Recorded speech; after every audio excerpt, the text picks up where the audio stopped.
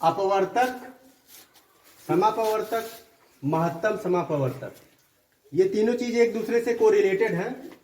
अपवर्तक का मतलब होता है फैक्टर, समापवर्तक का मतलब होता है कॉमन फैक्टर, और महत्तम समापवर्तक का मतलब होता है हाईएस्ट कॉमन फैक्टर। ये तीनों चीज में एक क्रम से समझते जाएंगे कि तीनों का मतलब क्या होता है।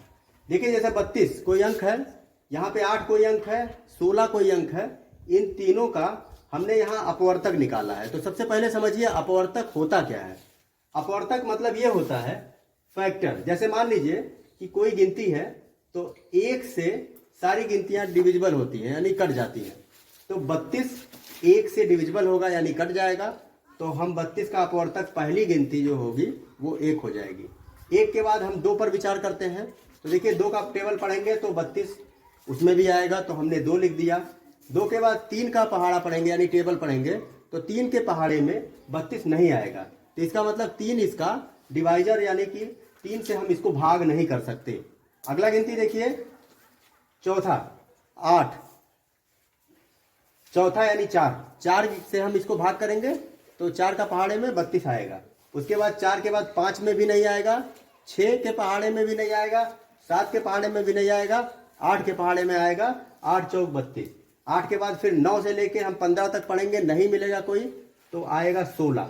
और जब इसका आधा मिल जाए तो 16 के बाद किसी का पहाड़ा पढ़ेंगे तो वो गिनती नहीं मिलेगी और लास्ट गिनती हमारी 32 हो जाएगी। यानी 1 2 4 8 16 32, ये जो नंबर्स होंगे ये 32 के अपवर्तक होंगे। अगला देखिए 8 है, 8 का निकालेंगे 1 2 4 8, ये जो है 8 के अपवर्तक होंगे। और इसी तरह से 16 हम निकालेंगे तो 1 2 4 8 16, ये 5 गिनती जो होगा ये 16 के अपवर्तक होंगे। इस तरह से हम अपवर्तक क्लियरली समझ चुके होंगे कि अपवर्तक का मतलब क्या होता है। आगे देखिए समापवर्तक। समापवर्तक का इंग्लिश होगा कॉमन फैक्टर। कॉमन फैक्टर क्या होता है, इन तीनों का अगर पूछा जाए, अगर मान लीजिए 2 का पूछा जाता तो आप क्या करते कि 2 गिनतियों का जो अपवर्तक लिखा है उसी में से जो दोनों में होगा वो लिखेंगे। यहां पर 3 गिनती लिखा हुआ है तो हम क्या करेंगे, इन तीनों गिनतियों में से जो कॉमन होगा, मतलब जो तीनों में होगा वही गिनती हम नोट करेंगे। तो देखिए 1 1 1 तीनों में है हमने लिख लिया, 2 2 2 तीनों में हमने लिख लिया, 4 4 4 तीनों में हमने लिख लिया, 8 8 8 तीनों में हमने लिख लिया। उसके आगे देखिए 16 इसमें नहीं है, इसमें है, तो मतलब कि 16 हम नहीं लिखेंगे क्योंकि तीनों में हमको चाहिए। उसके आगे देखिए 32 यहां पर है, इन दोनों में नहीं है तो नहीं लिखेंगे। इस तरह से 1 2 4 8 जो हमको मिला है वो हमारा होगा समापवर्तक यानी कॉमन फैक्टर।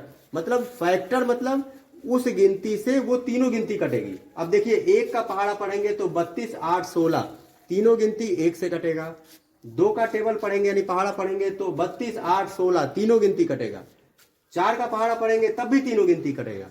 8 का पहाड़ा पढ़ेंगे तब भी तीनों गिनती कटेगा। मतलब कॉमन फैक्टर है, वो चारों गिनती से ये तीनों गिनतियां कटेंगी। इसका मतलब कि कॉमन फैक्टर हमारा 1 भी होगा, 2 भी होगा, 4 भी होगा, 8 भी होगा, लेकिन ये महत्तम समापवर्तक नहीं होगा। ये चारों जो है महत्तम समापवर्तक, समापवर्तक तो होगा, कॉमन फैक्टर तो होगा, लेकिन हाईएस्ट कॉमन फैक्टर नहीं होगा। हाईएस्ट कॉमन फैक्टर अब हमको जानना है। ऐसे जनरली छोटे क्लासेज में डायरेक्ट पढ़ा दिया जाता है कि एचसीएफ यानी कि मासा यही होगा, आप ऐसे निकाल लीजिए यही मासा होगा। लेकिन रियलिटी इसकी ये है कि ये जो चारों निकला हुआ है कॉमन फैक्टर, उन चारों कॉमन फैक्टर्स में जो सबसे ज्यादा हाईएस्ट, देखिए यहाँ पे हाईएस्ट लिखा है, हाईएस्ट मतलब सबसे ज्यादा यानी महत्तम, इन चारों गिनतियों में सबसे ज्यादा जो गिनती होगी वही कहलाएगा महत्तम समापवर्तक या हाईएस्ट कॉमन फैक्टर।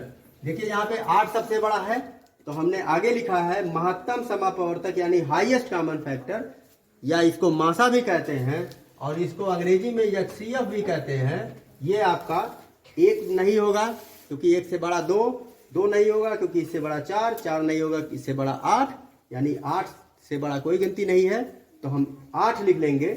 यही 8 आपका समझिए मासा है, चाहे एचसीएफ है, चाहे हाईएस्ट कॉमन फैक्टर कहिए, चाहे महत्तम समापवर्तक कहिए। इस तरह से ये बेसिक मेथड है इसको हमने लिखा है नियम नंबर 1। अगला क्वेश्चन नंबर देखिए, ये दूसरा नियम है। दूसरे नियम से हम इस क्वेश्चन को हल करेंगे। देखिए 32 को क्या करेंगे, 32 का हम फैक्टराइजेशन करते हैं। हम सीधे 32 को लिख देते हैं और 2 से हम इसको डिडक्ट करते हैं। तो 2 का पहाड़ा 16 बार पढ़ेंगे आ जाएगा 32। ऐसे फिर 2 का पहाड़ा 8 बार पढ़ेंगे आ जाएगा 16। फिर 2 का 4 बार पढ़ेंगे आ जाएगा 8। फिर 2 दूनी 4, फिर 2 1 कम 2। देखिए हमने किया क्या, 2 का पहाड़ा हमने पढ़ा। अब देखिए इसको ऐसे ही भाग कर सकते हैं।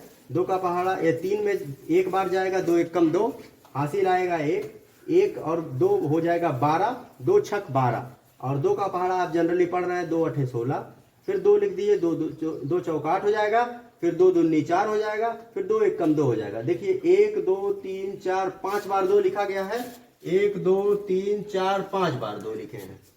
अगला देखिए 8 है, 2 दूनी 4 दूनी 8 3 बार होगा। अगला 16 है, 2 दूनी 4 दूनी 8 दूनी 16। इस तरह से हमने लिख दिया। और इसको लिखने में हम एक चीज ध्यान रखेंगे कि जो गिनती है जो तीनों में है उसको एक दूसरे के नीचे लिखेंगे। इसमें 3 आया नहीं है, अगर 3 आया होता तो हम उस 3 को एक लाइन में मिला के लिखते, ताकि जो तीनों गिनती है कॉमन उसको हम घेर पाते। तो देखिए 2 तीनों में है, हमने घेर दिया। ये 2 तीनों में हमने घेर दिया। ये 2 तीनों में हमने घेर दिया। और बाकी कोई गिनती नहीं है जो घेरा जा सके। उसके बाद देखिए 2 तीनों में है, हमने 1 बार लिख लिया। इन तीनों को लेके 1 बार लिख लिया। इन तीनों को लिख के 1 बार लिख लिया। अब 2 दूनी 4 दूनी 8, ये आपका 8 आंसर आ जाएगा। इस तरह से मासा हम निकाल सकते हैं, ये दूसरी वाली विधि से। लास्ट में हमारे पास है भाग विधि।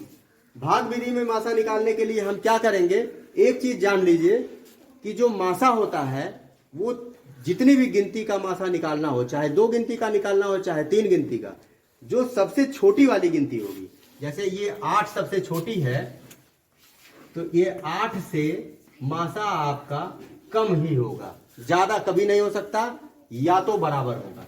सबसे छोटी वाली गिनती से या तो कम होगा, 8 से कम होगा, और या तो 8 के बराबर होगा। मतलब ये है कि मासा 8 से बड़ा नहीं हो सकता कभी भी। इस बात को आप ध्यान रखिए, तब आप समझेंगे कि 8 से जब कम होगा या बराबर होगा तो हम पहले क्या करते हैं, हम 8 से भाग करते हैं। 8 से भाग करेंगे किसको, दोनों गिनती को एक बार ट्राई कर लीजिए। अगर सबसे पहले बड़ी वाली गिनती को ट्राई करते हैं। 8 का पहाड़ा पढ़ेंगे, 4 बार पढ़ेंगे, 8 चौक 32 आ जाएगा। और 32 जो है पूरी तरह से डिवाइड हो गया। इसका मतलब अब हम दूसरी गिनती को ट्राई करते हैं। 8 का पहाड़ा फिर पढ़ेंगे, 16 में 2 बार जाएगा, यानी इससे भी डिवाइड हो गया। जब दोनों गिनती डिवाइड हो जाएगा तो आपका मासा यानी HCF आपका वही गिनती हो जाएगा। इस तरह से आप मासा 3 विधि से निकाल सकते हैं, यानी HCF। आप तीनों विधि का प्रयोग आसानी से कर सकते हैं। धन्यवाद।